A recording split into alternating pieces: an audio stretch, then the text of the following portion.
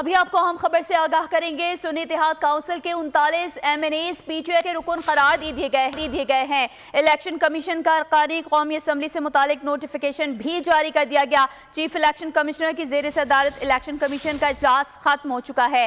कानूनी टीम ने अदालती फैसले पर अमल दरामद से मुतालिक रिपोर्ट पेश की है। मजीद तफसीलात जानेंगे फहाद चौधरी से। फहाद, आगाह कीजिएगा।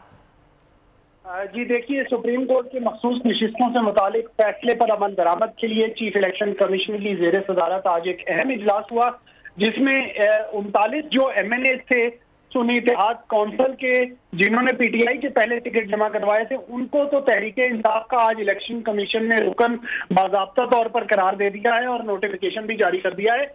लेकिन जो आजाद 41 अरकाने असेंबली करार दिए गए थे, उनके हवाले से अबहम पैदा होने पर सुप्रीम कोर्ट से रुजू कर दिया गया है। इलेक्शन कमीशन की जानिब से ज़राए के मुताबिक सुप्रीम कोर्ट से वजाहत दरख्वास्त की गई है कि बताया जाए कि इंसाफ हमारी नजर में कोई इदारा नहीं है, तो किसकी अथॉरिटी से वो टिकट और पार्टी सर्टिफिकेट जारी किए जाएंगे। सुप्रीम कोर्ट इस हवाले से जो है वो रहनुमाई फरमाए। लेकिन जो 39 MNAs थे सुन्नी इत्तेहाद काउंसिल के, उन्हें जो है नोटिफाई कर दिया गया है कि वो तहरीक इंसाफ के MNAs होंगे।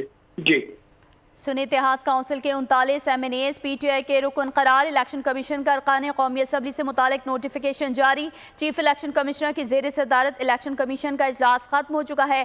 फहाद चौधरी हमें तफसीलात बता रहे थे, आपका बहुत शुक्रिया।